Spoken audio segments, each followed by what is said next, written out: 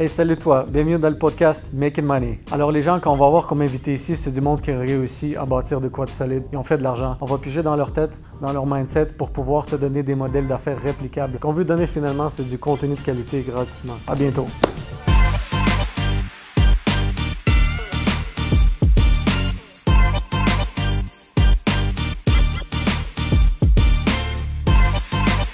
Hey, bonjour la gang, re-bienvenue dans le podcast Making Money. Et aujourd'hui, j'ai encore le plaisir d'avoir un autre invité spécial que j'apprécie beaucoup. Sam, comment vas-tu? Très bien, content d'être ici. Oh, ben c'est excellent, c'est pareillement, c'est réciproque. Ouais. Écoute, finalement, on a pu s'organiser pour filmer un autre épisode, puis je suis content de t'avoir parce que je considère que tu as beaucoup de choses intéressantes à partager. Tu as des compétences, des connaissances, puis du savoir-faire que les gens vont apprécier. Puis bien sûr, tu sais, nous autres, on essaie de démystifier le knowledge là, pour pouvoir aider les gens à réussir en affaires, en développement personnel. Puis je pense que toi, tu as des business qui roulent bien. Puis peut-être que tu peux inspirer certains gens à faire la même chose, quoi. Ouais, écoute, je vais faire de mon mieux. Parfait. Donc, pour que les gens t'apprennent un petit peu mieux, tu sais, on aime ça... peut-être démystifier ou mystifier certains aspects de toi. Fait qu'on va commencer par des questions à rafale. Juste comme ça. Puis tu sais, la question va être courte, la réponse est courte. Puis j'aimerais ça que tu expliques pourquoi tu as choisi ce que tu as choisi. Ouais. Fait qu'on va avec quelque chose de basic, là. C'est quoi ta couleur préférée? Ben, j'irai avec le bleu. Pourquoi le bleu? La simple raison que c'est pour moi, puis c'est aussi prouvé que c'est la couleur la plus appréciée dans le monde. Fait que pour chaque entreprise que je fais, je m'assure tout le temps qu'il y a une touche de bleu dans la présentation, dans les établissements, juste pour, je sais pas, attirer l'attention, puis me satisfaire aussi. Ah ouais? Puis c'est basé sur des études ou c'est toi qui as remarqué ça? Non, c'est basé sur des études. Plus précisément, le bleu royal, c'est la couleur la plus demandée, en fait. Ah ouais? Ah, je savais pas, OK. Préférais-tu genre un bon steakhouse ou un burger sur un, je sais pas, dans un coin de rue, tu sais, genre dans un patate chez Belle-Province, mettons? Je pense chaque chose en son temps, mais je suis définitivement un gars de fast-food. Moi, j'adore les trous dans le mur où que tu peux aller essayer soit un burger, une pizza spéciale, un pad thai, un Général Tao.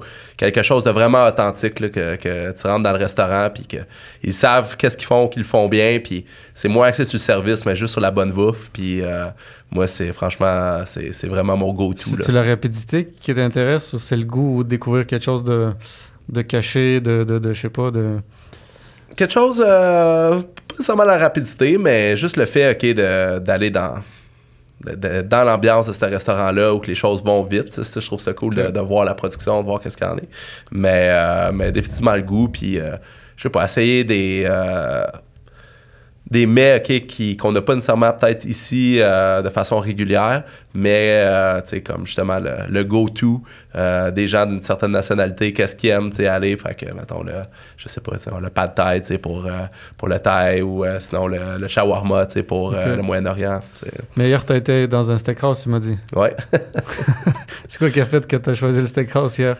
Ah ben ça, j'avais la formel? chance. Ben, j'avais la chance d'aller souper avec une madame que j'apprécie beaucoup. Okay. C'est quelqu'un avec qui que je travaille, puis elle nous aide beaucoup pendant la saison. Fait que je trouvais ça cool d'aller puis manger un steakhouse, prendre le temps de jaser, puis un petit verre de vin. Fait que ça, c'était cool aussi. Je sais que la prochaine question va être difficile à répondre, mais quand même, je la pose. Snowboard ou mountain bike? C'est une bonne question. Écoute, en étant à Montréal, là, il faut qu'on aime toutes les saisons, tu sais, puis sinon, c'est quoi le but d'être ici? Je trippe en snow autant que je trippe en bike. Les deux, ça me permet de me vider la tête, de vraiment focusser juste sur qu'est-ce que je fais, tu sais, puis... Mais, si j'avais un choix, c'est vélo de montagne. Pour les gens qui connaissent pas ça, mais ils trippent beaucoup sur les sports, les sports pas difficiles, mais extrêmes. Ben, je pense que, tu sais, on a fait du mountain bike ensemble, là, puis je pensais que j'étais bon, là, mais j'avais de la misère à te suivre. C'était un autre niveau, tu sais. Ben, écoute, malgré mes cheveux blancs, je suis encore un enfant quand ça vient au sport, puis, je trouve que c'est vraiment un bon échappatoire, tu sais, en tant qu'entrepreneur, tu sais, il y a toutes sortes de réalités, on a souvent la tête pleine, puis en vélo de montagne, par exemple, quand tu es en train de descendre dans une piste double losange, ben, la seule chose sur quoi tu peux focusser sur ta roue d'en avant. C'est ta vie. Puis, comment tu te sens, la dopamine que ça crée, l'adrénaline, de juste d'arriver en bas de la pente puis être satisfait de ta descente, pour moi, c'est quelque chose qui me satisfait beaucoup. Puis je m'assure de l'avoir dans ma vie, si pas au quotidien, mais au moins quelques fois par semaine. Là. Ben, c'est bien que tu dis ça parce que beaucoup de gens se posent la question, tu sais, comment je fais pour décompresser d'une vie chargée, intense. Puis il y en a beaucoup qui sont dans l'alcool, dans la drogue, dans différentes affaires, mais toi, c'est le sport. Ouais, je répète ça. Tu sais, puis je trouve ça génial. Il y en a beaucoup qui font ça, puis c'est encore mieux parce que c'est bon pour ta santé, puis c'est le même niveau de satisfaction, puis t'hypothèques pas ta santé. Ouais, définitivement. Puis S'il y a des gens qui veulent aller faire du snowboard ou du vélo de montagne, je me cherche tout le temps des gens avec qui me faire du fun puis m'améliorer. Ouais, mais mettez votre casque parce qu'il va vite. Écoute, l'autre question, c'est que préfères-tu... c'est quoi qui serait le plus important pour toi? Quelqu'un de productif ou quelqu'un de respectueux? Si tu as une priorité à faire. Je sais que le choix est difficile, là, tu vas me dire les deux, mais... Mais je pense que c'est la personne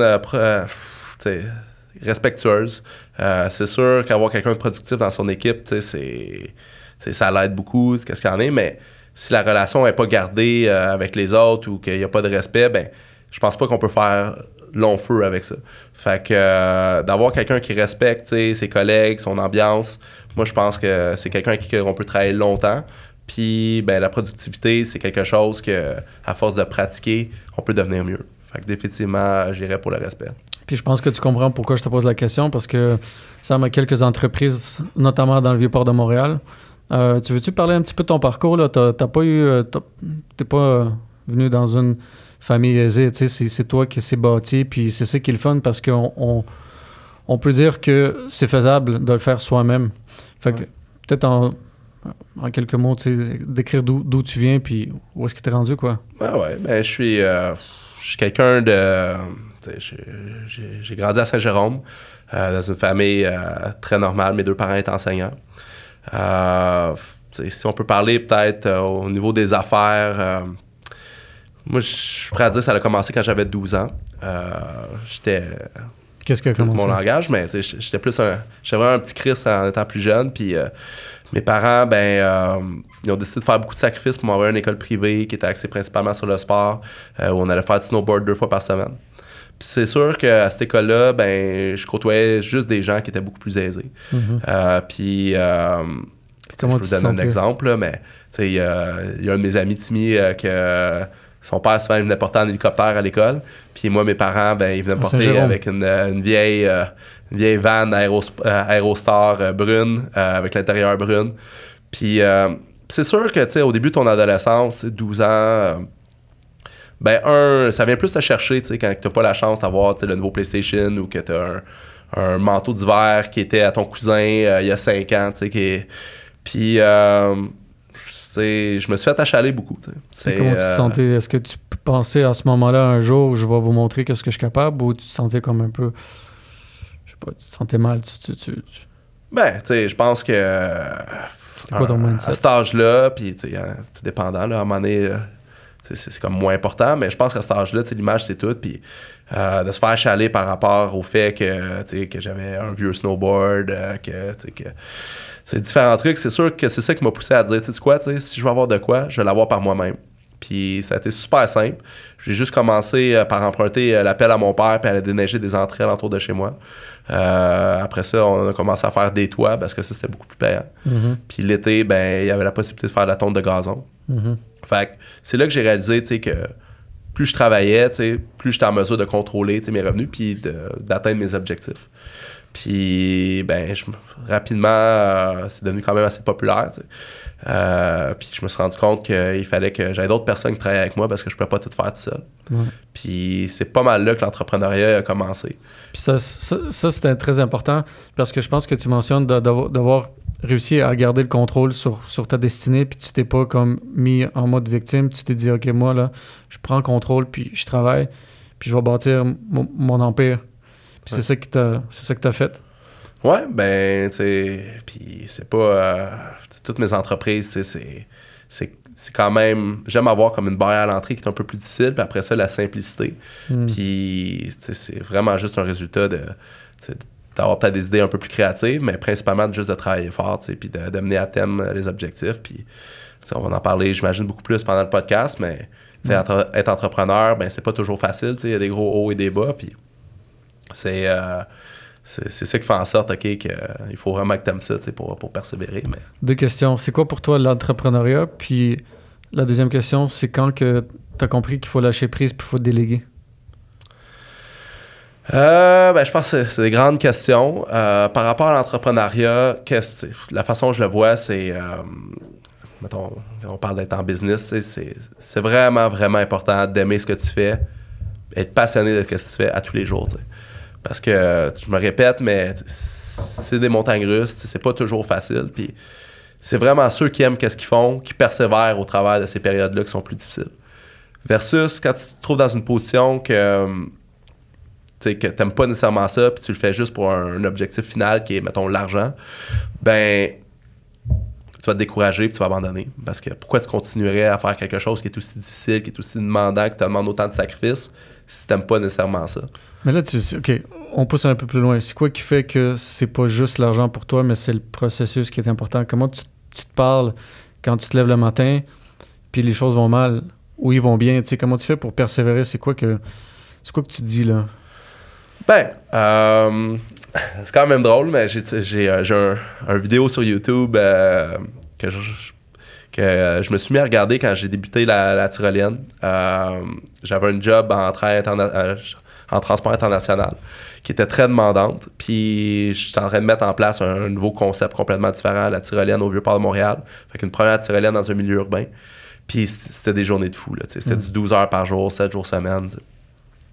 Puis peu importe comment que j'étais fatigué quand je me réveillais ou quoi que ce soit, j'écoutais cette vidéo de motivation-là. Il y a des passages de Rocky, de toutes sortes de personnes qui ont bien réussi. T'sais. Puis ça m'a aidé beaucoup à passer au travers. Puis vraiment, tu snap out of it, puis rentrer dans le mindset, puis te dire comme il faut que je le fasse. Puis c'est pas des je devrais le faire, c'est je dois le faire. Puis quand tu dis je dois le faire, ta mentalité elle change complètement.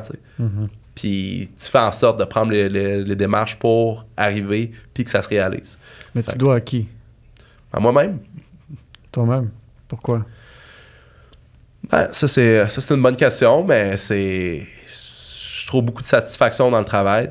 C'est important que ce soit pas juste le travail. J'ai 2 jeunes enfants. J'essaie de setter mes journées pour être autant présent à la maison qu'être présent au travail. Fait, un exemple, je me réveille à 5 heures du matin quasiment tous les matins pour être au bureau vers 5h45 pour vraiment tout faire ce que j'ai à faire avant 4 heures où je pars chercher mes enfants à la garderie. Fait que ça me permet de passer du bon temps avec eux autres ou qu'on fait toujours une activité, comme par exemple acheter des bagels, aller en métro, aller acheter des bagels dans une place authentique. Mm-hmm. Hier, on est allé regarder du déneigement, des grosses opérations, là, différents trucs. Mais on dirait que c'est sûr que je me mets beaucoup de pression par moi-même. Puis par rapport à mon équipe, j'ai la chance de travailler avec une équipe qui est exceptionnelle, qui se donne, puis je trouve que c'est important d'être là en avant puis d'être aussi impliqué. T'sais. Pas d'être un boss, mais plus d'être un leader, puis c'est sûr qu'en étant la personne qui travaille le plus fort dans l'équipe, ben j'ai l'impression que ça montre une autre belle énergie à tout le monde, puis que tout le monde veut en faire davantage puis se réaliser davantage. T'sais. C'est ça, on va parler de ton équipe un peu parce que je trouve que c'est quand même spécial que tu gères quelques entreprises avec des jeunes, beaucoup de jeunes. Ouais. Puis c'est pas les plus faciles à gérer, ça, j'imagine? Ça dépend. Effectivement, on a une très belle équipe, puis elle varie beaucoup. L'hiver, on est 6. L'été, on est 140. Et plus pour le nouveau projet qui s'en vient. Mais... tout ça pour dire, d'y aller de... C'est quoi la question déjà? La question, c'est comment tu fais pour gérer des jeunes? Pour gérer des jeunes, ben écoute, c'est comme par rapport à ça, on se retrouve dans une position, nous autres, qu'on a une tyrolienne, qui est une job qui est à l'extérieur, qui est absolument tripante. Fait c'est pas laver de la vaisselle. Fait qu'on est en mesure d'attirer une clientèle qui est plus intéressante. Puis pour les kiosques de bouffe, ben c'est sûr que c'est très, très, très demandant, mais il y a beaucoup de pourboires. Fait que qu'est-ce qui arrive, c'est qu'on réussit. Maintenant, quand j'ai commencé ça à 25 ans, j'étais plus proche de l'âge de mes employés. Mais maintenant, 10 ans plus tard, à 35, j'ai comme moins accès. Fait que quand on trouve des bons employés qui travaillent avec nous, ben on les encourage justement à avoir leurs amis, leurs familles qui viennent travailler. Puis c'est une ambiance qui est le fun. Fait que ça fait en sorte que on est dans une bonne position par rapport à ça. Puis effectivement, il y en a une pénurie en ce moment de main-d'œuvre, puis que c'est plus difficile. Mais malgré tout, on réussit à se garder la tête au-dessus de l'eau à cause qu'on offre des conditions qui sont cool. D'être au Vieux-Port, en plein milieu de tous les festivals, d'avoir des heures de travail qui sont le fun, une équipe qui est le fun, puis une équipe de gestion qui est jeune. Puis en ayant une équipe de gestion qui est jeune, ben, les gens ils se sentent beaucoup plus compris. Puis j'ai l'impression que là-dessus, on fait vraiment une bonne job. Une meilleure synergie, quoi. Les gens s'entendent bien.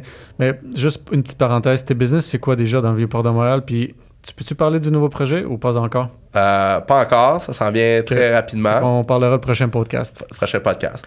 Ça a tout commencé au Vieux-Port de Montréal avec la tyrolienne. Je suis conscient que j'étais extrêmement chanceux.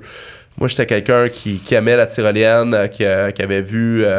j'étais allé à différentes places dans le monde où j'ai eu la chance de vivre des moments vraiment trippants. Mais je me rendais compte qu'ici au Québec, on a des spots incroyables. Je parle de Tremblant, Sutton, mais tout est loin. Puis je me suis dit, les gens qui sont à Montréal pour 3-4 jours, c'est pas nécessairement des gens qui ont le goût de louer un auto, de monter à Tremblant, de passer la journée juste à faire du zipline. Fait que si on est en mesure de mettre cette activité-là au cœur du Vieux-Port, où que tous les touristes qui visitent Montréal vont, ben j'ai l'impression que ça pourrait être un bon succès. Puis je me suis aussi dit, le but, c'est pas de faire un gros parcours un peu comme partout, parce que moi, qu'est-ce que je remarquais dans les différentes places de tyrolienne, c'est que les gens, ils trippent complètement à la première. La deuxième, c'est cool, mais 3, 4, 5, ça devient du pareil au même. Fait que d'en faire une géante qui est accessible à tout le monde, je trouvais que c'était une formule qui était gagnante. Puis c'est sûr que la première année au Vieux-Port, ben le Vieux-Port, c'est un monde à part. Je compare souvent à une bête, que c'est super tranquille à l'extérieur de l'année, comme à l'extérieur de l'été. Mais dès que la Saint-Jean frappe, jusqu'à la fête du travail, c'est fou, là. C'est une bête qui se réveille, puis il faut être prêt, il faut avoir du stock en masse, surstaffé, parce qu'on ne sait jamais comment ça va se passer. Puis tout d'un coup, là, il peut y avoir des marées de monde qui viennent, puis je suis prêt à dire, on fait pratiquement 80% de nos revenus en 2 mois et demi. Puis c'est là que tout se passe, fait qu'il faut être préparé. Pour des kiosques de bouffe, comme par exemple, puis il faut que tu aies des trucs prêts d'avance. Là. Tu peux pas y aller juste attendre que la personne place une commande, faire la commande, sinon tu seras pas capable d'arriver. Puis quand tu as le mindset comme ça, ben tu te rends compte, OK, qu'est-ce que je peux faire de façon efficace qui plaît à tout le monde. Puis, avec la tyrolienne, la première année, ça a été vraiment... on était agréablement surpris du nombre de personnes qu'il peut avoir, puis de la popularité de notre activité. Puis là, ben, je remarquais que les gens... Il y a beaucoup de gens qui viennent faire des activités, mais aussi des gens... La majorité des gens viennent juste marcher, vivre un moment dehors, regarder un peu qu'est-ce qui se passe, puis se prendre quelque chose à manger. Fait que là, je me suis dit, OK, l'année prochaine, il faut qu'on ait un kiosque de bouffe. Puis les churros, ça c'est notre premier kiosque, c'est des Monsieur Churros Mme Banane. On a des churros puis des bananes glacées trempées dans le chocolat. Puis c'est quelque chose, les churros c'est de plus en plus populaire, cela encore. C'est quelque chose qui est différent de juste le beigne normal ou quoi que ce soit. Fait qu'on s'est dit, on va commencer avec ça. Puis là, ben, à chaque année, on a rajouté des kiosques de smoothies et limonades, des kiosques de crème glacée, des kiosques mobiles. Puis, toute mon idée par rapport à le Vieux-Port, c'est un peu spécial, mais je le compare tout le temps à une machine à gomme. Tu sais, quand tu es dans des gros volumes de personnes comme ça dans des foules, ben, tu essaies de juste montrer des trucs que les gens ils veulent, puis de garder ça simple. Puis, quand que je parle de machine à gomme, je réalise qu'il n'y a vraiment pas grand monde qui vont se déplacer, rentrer dans leur auto, se déplacer pour acheter une gomme. Ouais. Mais une fois qu'ils sortent du Home Depot, du centre d'achat ou peu importe, puis qu'ils voient alentour d'eux, ben, ils voient une machine à gomme, ben, ils vont acheter quelque chose. Fait que nous, la tyrolienne, c'est ça. Les gens, ils marchent au Vieux-Port, ils voient quelqu'un descendre, crier, s'amuser. Je veux le faire. Les gens, ils voient des gens se promener avec une limonade ou avec un churros, une crème glacée. J'en veux une. C'est émotionnel. Fait que c'est toujours spontané. Tu as un enfant là, avec les parents qui disent « Ah, je veux le faire », puis du coup, on le fait. Mais en même temps, tu as l'aspect sécurité qui vient avec la tyrolienne. Moi, je me suis toujours posé la question parce que c'est pas toi, t'es pas là à tous les jours. Tu as quand même des gérants qui checkent tout. Tu as quand même une grosse responsabilité avec ça. Tu sais, le monde, on veut pas que des accidents arrivent. Puis comment tu fais pour former ton monde, garder une discipline en sachant que c'est beaucoup de jeunes qui sont là aussi, puis les motiver à être là, puis puis à performer? C'est quoi ta... Ben, c'est une bonne question. Nous, c'est sûr que toute la sécurité, ben, c'est notre priorité. Là. Comme, il arrive une chose, après ça, tout peut découler. Fait que c'est sûr qu'à tous les jours, on a, oui, les inspections. À toutes les semaines, on a une inspection beaucoup plus en profondeur. Mais, effectivement, de ne pas être là à tous les jours, il faut que tu t'entoures de personnes en qui tu as confiance, que tu apprécies, puis qui font le travail mieux que toi. Puis, comme par exemple, les gérants qu'on a, ben, ils connectent mieux avec les jeunes qui travaillent avec nous que moi, qui a une réalité différente, qui est vu comme un monsieur, tu sais, par exemple. Puis, mais quand tu mets ça en place, que tu sais, la sécurité, les procédures, la façon de faire les trucs, ben c'est ça qui est important, tu sais. Puis, comment que je suis capable de pas tout masser mon temps là-bas, ben c'est justement en ayant ces bonnes personnes-là. Puis, je suis vraiment chanceux d'être bien entouré par une équipe, tu sais, que j'apprécie, en qui j'ai confiance. OK, fait que t'as quand même quelqu'un, genre un responsable qui double-check l'employé, qui fait ce qu'il a à faire pour s'assurer que tu as une double sécurité, quoi. On a les employés, après ça, on a les superviseurs, on a les gérants, après ça, on a les directeurs, tu sais. Fait que c'est sûr qu'on a quand même beaucoup de paliers. Puis, effectivement, tu sais, on est dans l'œil de tout le monde, là. On est situé à une place où il y a 7 millions de personnes qui marchent devant nos installations. Fait que c'est sûr qu'il y a toujours des dizaines de téléphones en train de filmer en même temps, ou des différents trucs. Puis ben, on veut que tout le monde ait une expérience positive. Fait que de prendre le temps qu'il faut pour que tout soit secure, que tout le monde s'amuse, ben c'est pas mal dans nos valeurs. Là. Ah, c'est bon. Je l'avais fait la tyrolienne à un moment donné. J'ai vraiment apprécié ça. Fait que les gens qui sont là, je vous conseille fortement de le faire. C'est une belle expérience.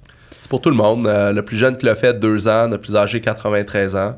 C'est il y a de la marge, là. Ouais, puis c'est ça que j'aime, la tyrolienne. C'est quelque chose qui a été déjà prouvé sécuritaire, qui fait en sorte que tout le monde...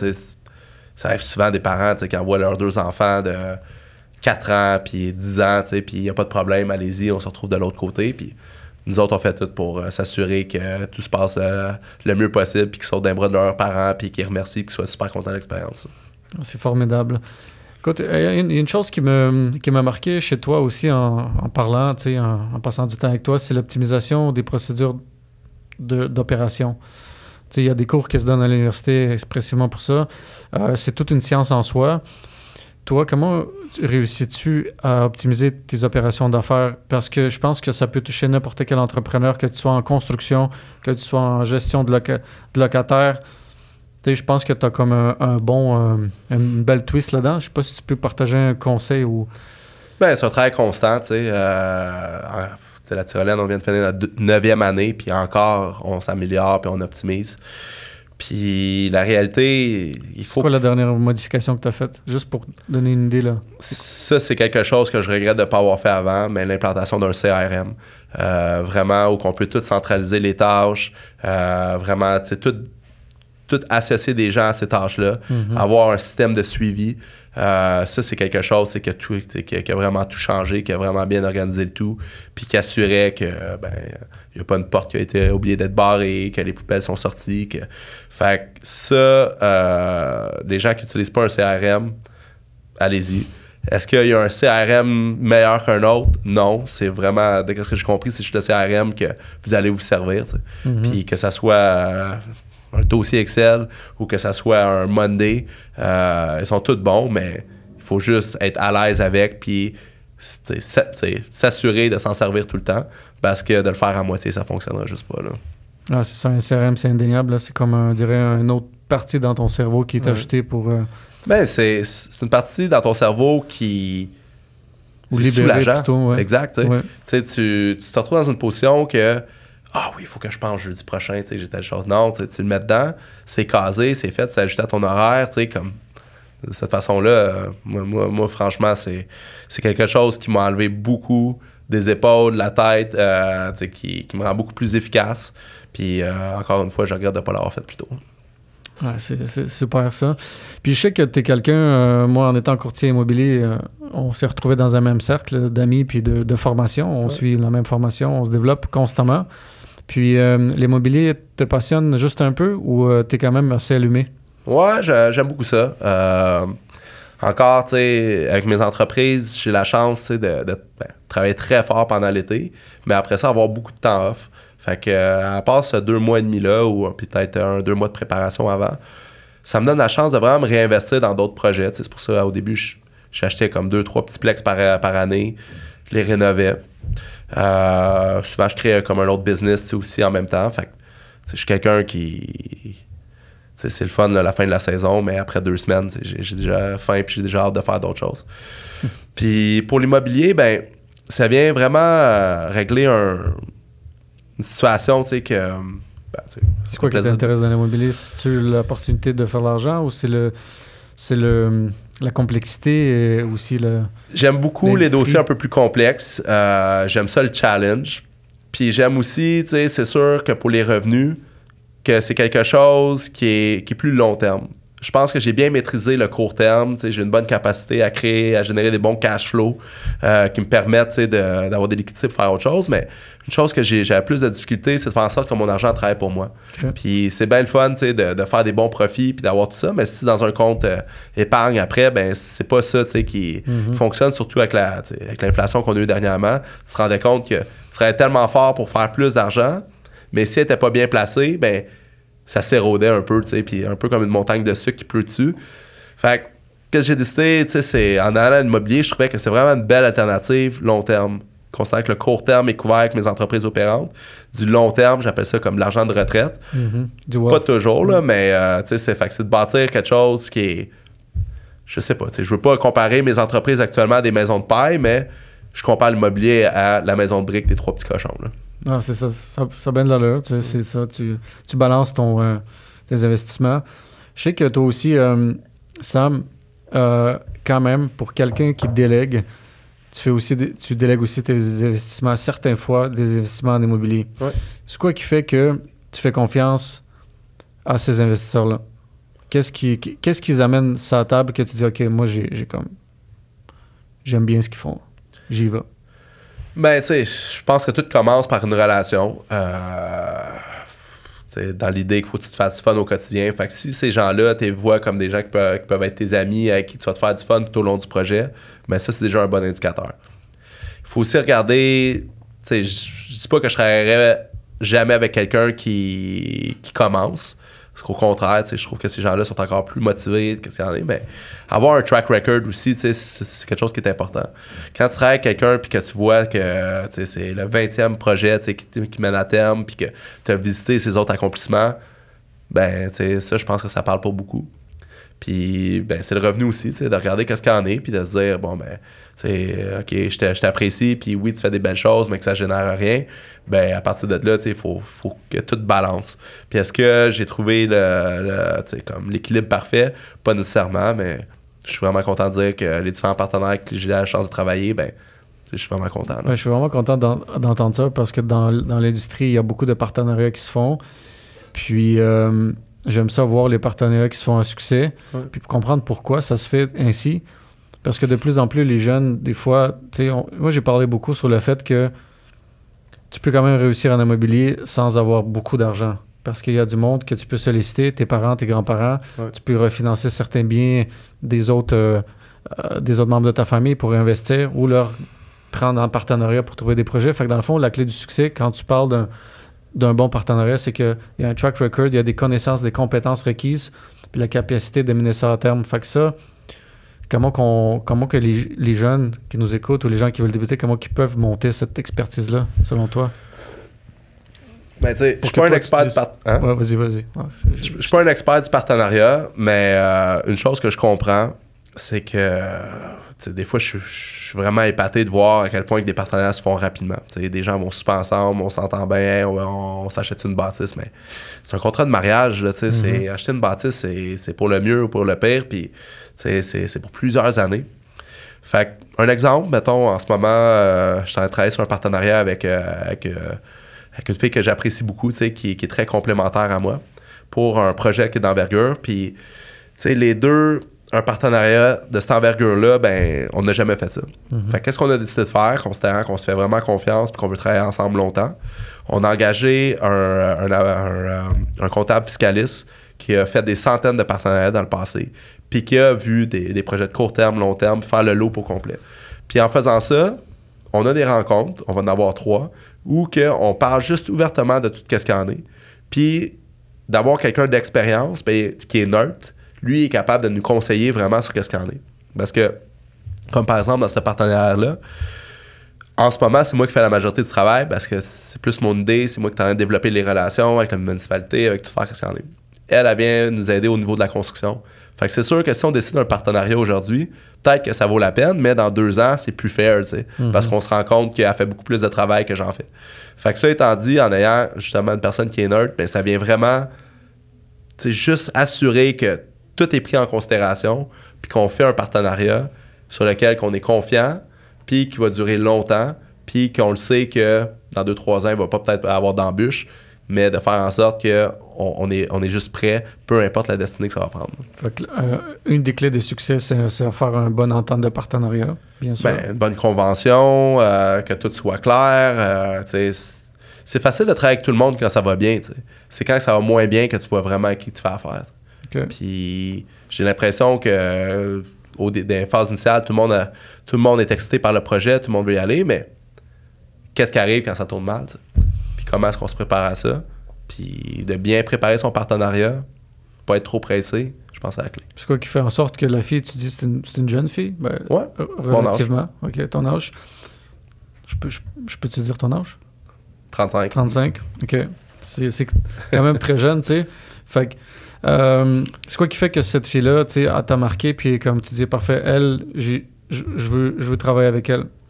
Y a-tu une expertise? Y a-tu des années d'expertise ou c'est vraiment des connaissances ou des compétences ou des relations qu'elle a qui t'ont dit d'aller de l'avant avec elle? Ouais, c'est toujours différent, peu importe le partenariat, mais si on parle de cette personne-là, c'est sûr qu'elle a une grande expérience en construction.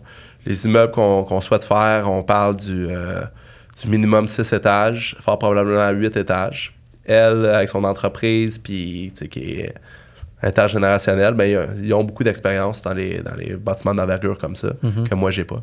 La majorité de mes bâtiments, c'est des plus petits plex. Fait que si on parle de faire un projet de plus de 100 unités, ben, j'aime mieux travailler avec des gens qui connaissent très bien ça. Puis c'est quelqu'un on a beaucoup d'affinités, puis beaucoup de choses en commun. Fait que ça fait en sorte que je me vois travailler avec cette personne-là puis me faire du fun pendant plusieurs années. Puis c'est ça qui décide d'aller de l'avant versus quelqu'un qui a juste les connaissances puis que, ben, l'interpersonnel est moins là. OK. Puis selon ton expérience, l'expérience, ça prend combien de temps pour accumuler? Pour accumuler assez de temps à connaître quelqu'un? Non, assez d'expérience pour une personne pour être expérimentée ou considéré être un professionnel dans un milieu. Moi, je vais donner un hint. Là. Moi, je pense que ça prend environ 10 ans. Là. Ça peut être 6 si tu es vraiment, vraiment impliqué. Puis tu donnes à fond, puis tu penses pas au salaire que tu fais, tu penses pas à l'argent que tu fais, tu penses plus au développement aux compétences que tu es en train d'accumuler, puis aux relations que tu es en train de bâtir. Ouais. Puis après ça, ben, quand tu vas avoir tout développé ça, tu vas être un des experts dans le milieu. Puis quelqu'un comme Sam, quelqu'un comme moi va pouvoir investir avec toi puis faire des projets. Toi, tu penses-tu que l'expérience, c'est important? Absolument. Je sais pas si je le quantifierais en période de temps, mais plus en accomplissement.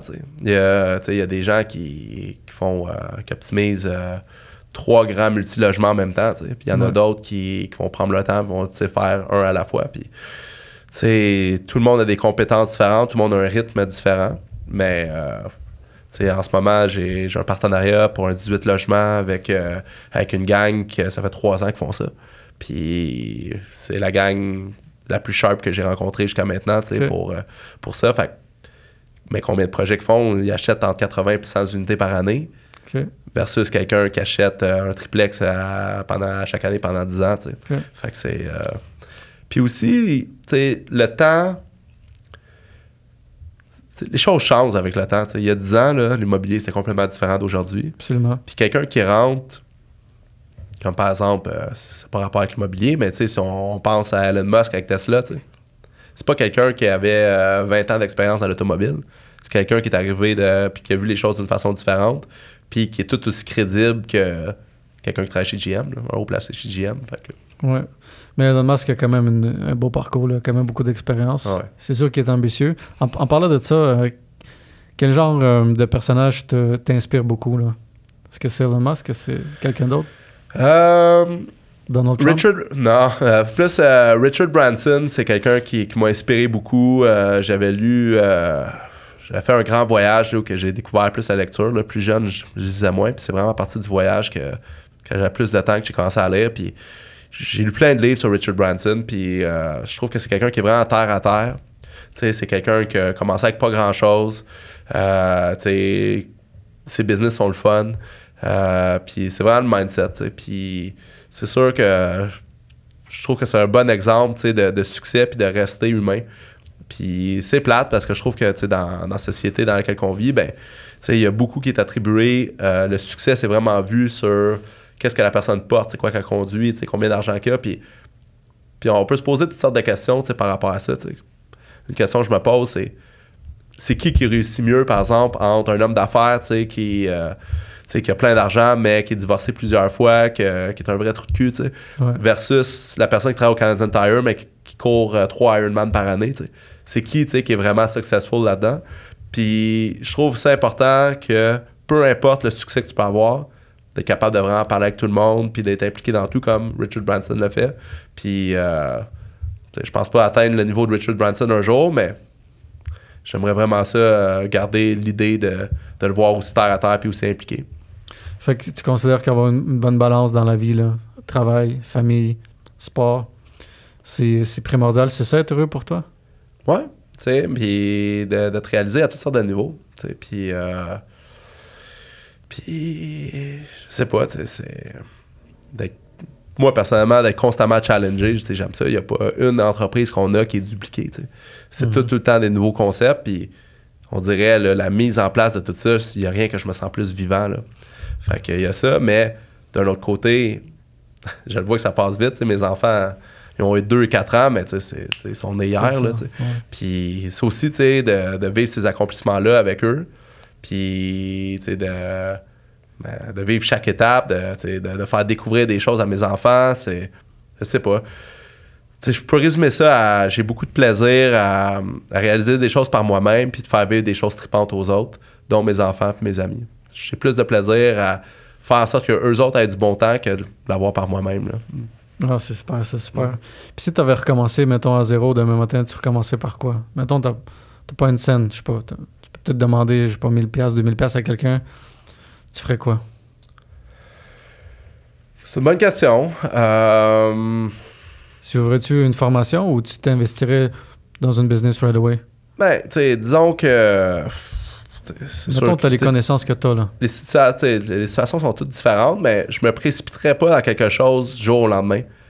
Pas genre, bon, si ça n'a pas fonctionné, je me lance dans d'autres choses. Je prendrais le temps de parce que c'est tellement d'énergie, d'effort d'avoir une entreprise, c'est que il faut vraiment que tu choisisses ce que tu veux faire. Puis c'est certain que je retournerai en entrepreneuriat pour faire d'autres entreprises, mais je prendrais vraiment le temps qu'il faut sans me presser. Quitte à repartir voyager en backpack ou à faire différents trucs pour vraiment m'ouvrir les yeux sur, je sais pas, sur d'autres réalités, puis qu'il y ait comme un déclic. Là. On dirait que j'essaie jamais de forcer les choses. J'aime mieux quand il y a comme un déclic, puis me rendre compte que ça fait du sens, puis vraiment travailler dans cette direction-là. Puis si j'ai pas de direction à prendre, ben, je vais attendre de l'avoir. OK. Ouais. C'est vrai, on n'a pas parlé de ça, tes voyages. Là. Je pense que tu es la seule personne que je connais qui a fait plus de 63 pays en 1 an, 2 ans. Ouais, c'est 68 en 1 an. Pourquoi? Écoute, je pense que ça a tout commencé il y a une fois, j'avais 16 ans, j'étais avec mon ami Gab. On était allé à New York en auto, une fin de semaine, ça a fly, puis on s'est dit, imagine juste pouvoir partir, tu sais, avec un sac à dos, pas savoir où c'est que tu t'en vas, quand est-ce que tu reviens. C'est toujours quelque chose que j'ai voulu faire. Puis à la fin du cégep, j'ai eu la chance de vendre l'entreprise de paysagement et de déneigement que j'avais pour... À combien t'as vendu ça? C'est pas un secret. Aujourd'hui, c'est rien. C'est environ 70 000 $. Puis t'avais 18 ans? J'avais 20 ans. 20 ans.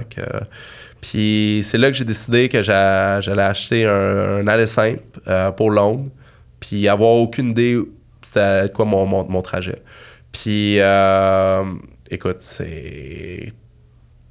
j'ai rencontré du monde absolument trippant. J'ai commencé à Londres, fait que j'ai fait la majorité de l'Europe. Après ça, la majorité du nord de l'Afrique, le Moyen-Orient, quasiment toute la... quand on parle d'Asie, Sri Lanka, Inde, Népal, puis après ça, toute l'Asie du Sud-Est, pour passer du temps en Chine, pour apprendre un peu plus sur l'industrialisation là-bas, faire différents trucs, pour finir finalement à Tokyo, au Japon. puis m'en revenir. Puis on dirait que... Qu'est-ce que ça t'a donné? Ben, moi, je pense que ça m'a vraiment donné un accès à l'école de la vie, tu sais. Puis les gens qui parlent puis qui disent j'ai voyagé, je suis revenu changer, tu sais, je crois pas nécessairement à ça. Je pense que tu apprends à te connaître beaucoup mieux. Mm-hmm. Puis les gens, après 1 an, tu sais, quand je suis revenu, puis c'était-tu le fun, tu sais? Absolument, mais comme tout le monde, dans une période de 1 an, tu as des bonnes journées et des moins bonnes journées. Là. Mm-hmm. Que tu sois à Montréal, que tu sois à Udaipur en Inde, tu sais. Il y a tout le temps des situations que tu peux te retrouver où c'était quoi ta place préférée ou quoi que ce soit. Puis c'est tu peux comme m'expliquer tout dépendant de quelle situation, tu sais, qu'est-ce qu'il y en est. Mais tu te retrouves dans des positions qui sont pas toujours faciles, tu sais. Des fois, tu pognes des trains de nuit, OK, t'as pas dormi de la nuit, t'es dans une place que personne parle le langage, t'es perdu, tu sais pas qu'est-ce qu'il y en est. Tu sais, c'est pas tout le monde qui veut ton meilleur intérêt, tu sais, un blanc, tu sais, qui est avec un backpack, tu sais, je sais pas, là. En Inde. T'sais, en Inde, mais tu sais, je sais pas, tu sais, comme, je sais pas, dans certaines sections de la Thaïlande ou, tu sais, des différents trucs, ben, les gens, tu sais, ils peuvent voir ça comme une opportunité. Fait rapidement, il faut que tu deviennes très street smart, savoir, tu sais, qui suivre, qui pas suivre, quelle décision prendre, puis, tu sais, il y a des moments que tu t'ennuies là, terriblement de chez vous, là, que tu te sens tout seul au monde, t'sais. Comme tu as d'autres moments que maintenant, je me souviens quand j'étais devant les pyramides, de voir ça, de voir comment c'est grandiose. Il n'y a aucun autre moment, tu sais, qui peut te satisfaire comme ça. Fait que t'as tellement des gros hauts, puis après ça, tu sais, des périodes plus difficiles que puis t'es tout seul, tu sais. Fait que oui, c'est fou. j'encourage vraiment les gens de le faire tout seul. Ben, parce que tout seul, tu sors jamais, tu sais, tout seul, tu peux vraiment sortir de ta zone de confort. C'est sûr que oui, mais il faut que tu sois quand même street smart, parce que comme tu dis, pas tout le monde veut ton meilleur intérêt quelque part dans le fin fond de Thaïlande ou de la Chine. Ouais. C'est quoi, ce serait quoi ton conseil de survie? Je sais pas. Ben, je pense que partout, c'est juste de pas flasher. Tu sais, si t'es habillé très normalement, pas de montre, tu sors pas ton iPhone devant des gens qui pourraient t'envier par rapport à ça, ben, puis t'arrives avec un bon sourire, les gens veulent pas, ils sont attirés par ça, puis c'est bon. Puis, tu sais, il y a des parties, là, je me souviens, là, pas dans ce voyage, un autre voyage que j'ai fait avec un de mes meilleurs amis, Carl. On était dans le sud de l'Afrique, puis on s'est promené dans différents pays que c'est intense. Là, les gens, ils m'en disent pas nécessairement pour avoir de l'argent, mais pour avoir de l'eau. Là, les gens arrivent avec les lèvres toutes sèches à ton auto. Est-ce que je peux avoir de l'eau? T'sais? Puis c'est là que tu te rends compte que ton iPhone va aller très loin là, pour eux autres. T'sais. Puis qu'est-ce qu'il vaut la peine d'y aller avec une belle approche, quoi que ce soit? Je pense que ça peut vraiment désamorcer beaucoup. Puis par rapport à voyager, ben moi j'encourage vraiment tout le monde à y aller tout seul, parce que si tu vas avec quelqu'un, tu as toujours ta zone de confort. T'sais. Puis tu as toujours cette personne-là qui est juste à côté de toi, puis que quand ça va pas, ben tu peux parler ou qu'est-ce qu'il y en a, puis tu es moins porté à rencontrer d'autres personnes, parce que tu as quelqu'un qui est avec toi tout le temps. Mais quand ça fait un petit bout que tu es tout seul, comme j'ai un exemple, quand j'étais en Chine, j'étais arrivé, j'avais vraiment pas réalisé à quel point, ça fait quand même un petit bout maintenant, mais que personne parle anglais. J'ai passé 2 semaines à pas parler avec personne, t'sais. Impossible de communiquer. Puis là, je me suis dit, il va falloir que je trouve d'autres alternatives. Fait que j'ai trouvé le site Couchsurfer. Puis je me suis rendu compte qu'il y avait plein d'expats qui étaient en Chine, qui eux autres, ils étaient quand même dans solitude, ils se sentaient tout seuls, ils géraient, il y a des bons salaires, des bonnes conditions à gérer des entreprises. Que pour des entreprises nord-américaines ou européennes, puis eux autres, c'était la personne dédiée à être en Chine. Fait que je commençais à écrire avec eux autres, je disais, je suis en train de faire un voyage autour du monde en ce moment, ça me ferait vraiment plaisir d'en apprendre plus sur ton industrie, sur toi, tu sais. Puis ces gens-là, ils m'accueillaient les bras grands ouverts. Puis je me suis fait des amitiés qu'encore aujourd'hui, là, je parle avec eux autres régulièrement. T'sais. Puis j'ai l'impression vraiment que, je sais pas, tout seul, ça va vraiment te pousser à aller rencontrer d'autres personnes. Le monde a tellement à t'offrir, que quand tu es tout seul, tu peux le faire tout par toi-même. Puis pourquoi j'ai fait autant de pays que ça? Je sais pas, on dirait que plus que t'en vois, plus que t'en veux. Puis je me souviens, à une période, après 3 semaines, je voyageais avec un gars, Chris, du Chili, on a voyagé 3 mois ensemble. Puis on changeait de place environ à tous les 2-3 jours. Puis la mentalité de partir après 2-3 jours, c'est que tu commences vraiment à, après 2-3 jours, tu t'es fait des amis dans le coin, tu connais mieux les environs. Tu sais, je trouve que genre les 3 premières journées, ton expérience, ça fait juste monter. Puis après ça, ben, tu peux devenir un peu plus blasé ou quoi que ce soit. Fait que partir toujours sur un high pour aller à la prochaine place, c'est vraiment des bons souvenirs. C'est sûr qu'il y a des places, tu sais, on parle de 68 pays, mais en restant 2-3 jours par ville, je peux pas dire que je connais toutes ces cultures-là parfaitement ou quoi que ce soit. T'sais, comme par exemple, Bratislava en Slovaquie, on est resté 2 jours. Là. Fait que dire que je connais genre le pays slovaque, la Slovaquie, ça, ou le peuple slovaque très bien, c'est difficile pour moi. Mais tu peux quand même observer de la manière qu'ils agissent, puis voir les différentes cultures, puis différentes personnes dans leur habitat naturel, si tu veux, puis quand même se faire une tête de l'être humain, quoi. De la manière que l'être humain peut être constitué, puis... Ouais. Ben, en Inde, je restais 3 mois, mais je restais quand même, je bougeais quand même, aux 2-3 jours. Il y a des places que je restais un peu plus longtemps, mais bon. Mais tout ça pour dire, avec Chris, je me souviens, après 3 semaines, on a regardé la map parce que toutes les fois, on se faisait un point, puis là, avec la règle, on faisait ce qu'il y en est. Puis là, je me souviens, en 3 semaines, on a fait Londres, Édimbourg, en Écosse, Potsdam, après ça, Amsterdam, Berlin, Prague, Cracovie en Pologne, Auschwitz, Vienna. Puis ça, c'était en 3 semaines. Puis là, je me suis dit, ça a l'air de quoi? OK, après plusieurs mois. Puis finalement, encore maintenant, je regarde cette map-là, puis je fais genre, c'est complètement fou, tu sais. Puis on dirait que j'avais vraiment le goût de... T'as fait ça en avion ou comment vous avez voyagé? Principalement... des fois des avions en Europe, à cause qu'il y a Ryanair, tu sais, qu'il y a e-bookers, que c'est une vraie joke. Là. Je me souviens, mon vol d'Édimbourg en Écosse à Amsterdam, c'était, je pense, c'était même pas 40 €. T'sais. Fait que ça, c'était une vraie joke. Sinon, après ça, je me suis pris une passe de train pour l'Europe. Après ça, en Afrique du Nord, ben, c'était plus compliqué. Il y a des pays, la Libye, où on ne pouvait pas aller, Algérie, que c'était un peu complexe.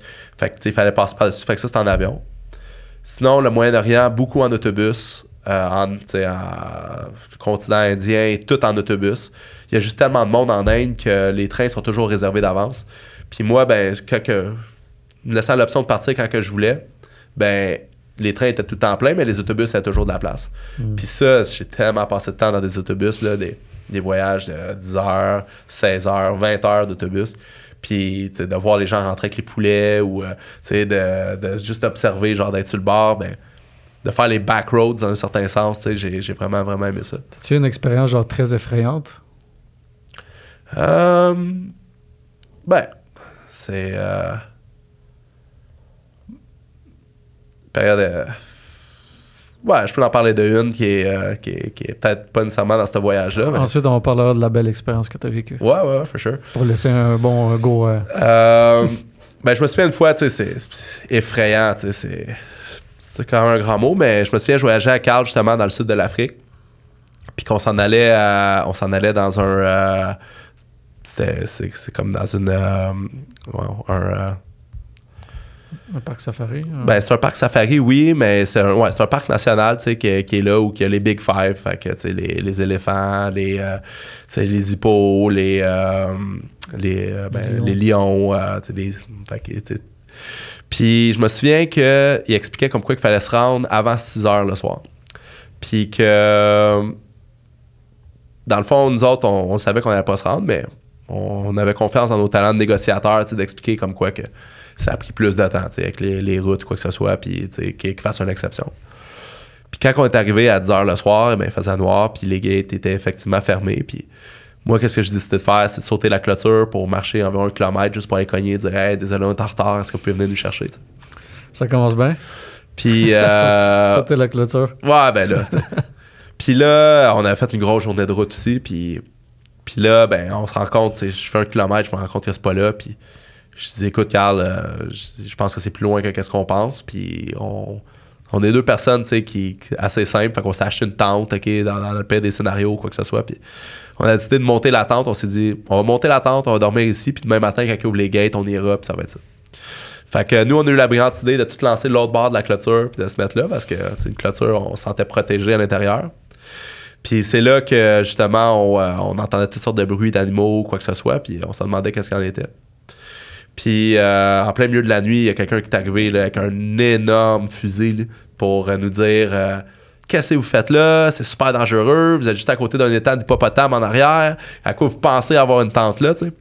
Puis là, c'est là qu'on a réalisé que les clôtures étaient faites pour garder les animaux en dedans versus les animaux dehors. Fait que ça, c'est quand même une période qu'on a eu peur. Sinon, avec Chris, justement, le gars qui voyageait en Europe, je me souviens, en Europe de l'Est, on était à Split en Croatie. On était sortis, c'était dans nos dernières soirées qu'on était ensemble avant que lui s'en retourne au Chili, il vient du Chili. Puis c'était une grosse soirée, puis les gens y avaient identifié comme quoi on était des touristes, puis c'était une bonne opportunité, fait qu'ils nous attendaient dehors. Puis je me souviens qu'on a couru pour nos vies, là, parce qu'on allait se faire taxer, c'était sûr et certain. Là. Mais des moments absolument effrayants. Non. Écoute, c'est déjà exceptionnel ce que tu as vécu là. J'imagine que tu as quand même beaucoup à partager, là, avoir fait tout ce voyage-là. Par contre, le temps nous vient à court, puis j'aimerais juste terminer en te remerciant d'être là, de partager ton expérience puis tes conseils. Tu es vraiment un homme exceptionnel, puis si certains veulent te envoyer un petit message sur Messenger, sentez-vous à l'aise, semble très, très social, puis il peut vous donner des conseils, peu importe ce que c'est. Puis si vous voulez, dans le fond, qu'il partage sa vidéo de motivation quand il était jeune, qu'il encourageait à réussir dans l'entrepreneuriat. C'est un peu quétaine, puis genre, tu sais... c'est pas grave, on veut 50 partages, puis on va demander à Sam de le partager. Okay. Puis je pense que ça peut juste inspirer les gens. Au pire, tu vas faire un beau geste pour la collectivité. Ouais. Merci pour ton partage, Sam, puis à très bientôt. Très bientôt. Merci de m'avoir invité.